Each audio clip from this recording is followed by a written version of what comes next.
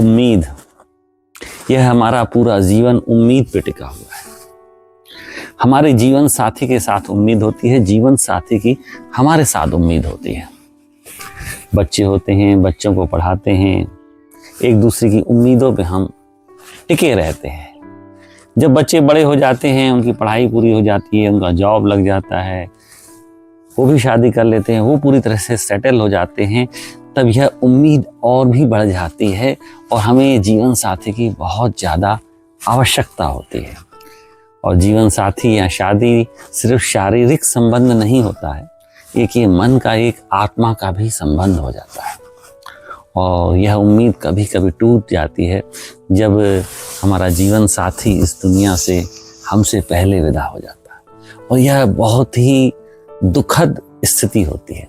आपने खास करके हिंदुस्तान में महसूस किया होगा कि पत्नी का स्वर्गवास हुआ तो साल 2 साल बाद या महीने 2 महीने बाद ही उसका जीवन साथी भी इस दुनिया से चला जाता है।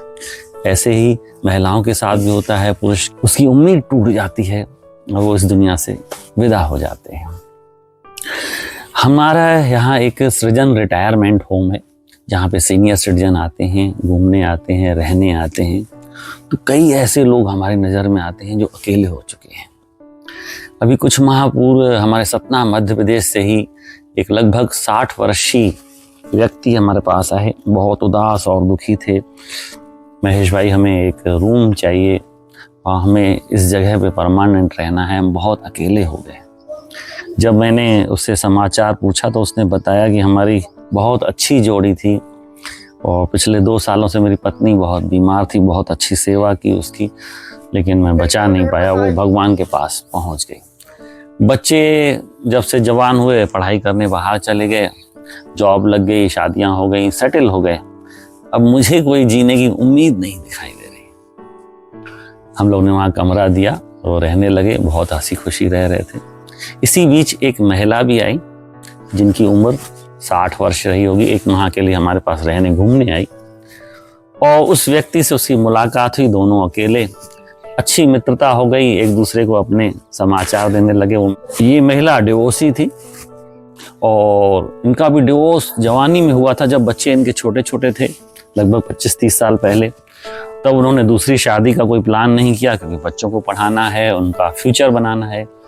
अब जब बच्चे पढ़ गए, सेटल हो गए, शादी हो गई, तब यह महिला भी अकेली हो गई। तब ये दोनों का जब मिलन हुआ, आपस में बातचीत हुई, मित्रता हुई, तो दुनिया में बातें होने लगी, जैसे बातें होती हैं। बुढ़ों को जवानी चढ़ गई है, देखो कैसे मस्ती कर रहे हैं, कैसे बातें कर रहे हैं। तो ये दोनों बेचारे सुस्त हो गए। हमारे सृजन होम में ही वो रह रहे थे। तब मैंने उन्हें समझाया, भैया ये दुनिया जो है ना, सर्टिफिकेट मांगती है, ठप्पा मांगती है।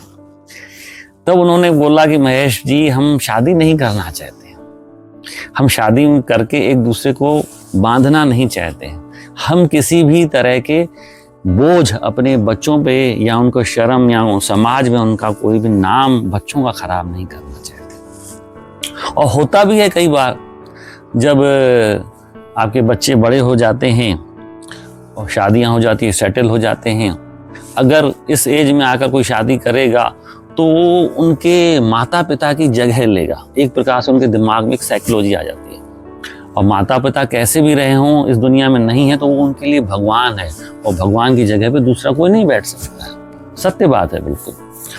इसलिए वो जो पेरेंट्स हैं वो शादी वगैरह नहीं कर पाते हैं। जमीन जायदाद का भी बच्चों को डर रहता है, रिश्तों का भी डर रहता है। तब मैंने इनको सलाह दी, किसी अच्छे वकील से मिले, और जरूरी नहीं कि आप शादी ही करें, दूसरे संबंधों में भी आप एक दूसरे मित्र बन के भी रह सकते हैं। और हुआ भी वही। वकील ने सलाह दी कि आप फ्रेंडशिप रिलेशन में रह सकते हैं, आप एडल्ट हैं, और ज़रूरी नहीं कि आप शादी का सर्टिफिकेट ही लें। आप आपस में एक एग्रीमेंट करें, समझौता करें कि हमें किस प्रकार से जीना है, अपनी स्वतंत्रता को भी खत्म न करें। और बहुत अच्छा उनका निर्णय हुआ। उन्होंने अपने आपस में एक समझौता करके फ्रेंडशिप की, दुनिया को दिखाया कि हाँ भाई हम साथ रहते हैं, हमने सर्टिफिकेट ले लिया है। जब से सुना है मैं उनके लिए सिर्फ डिवाइन ब्लेसिंग्स भेज रही हूँ, क्योंकि I have gone through this stage when I was just 50 years old And when I lost, I went into the depression and all. And then when I recovered, my son, he used to tell me, he used to coax me up, "Ki, Mama, please settle down again. You are so constructive and you have so many talents. You can just go ahead and enjoy life. And we are all alone outside."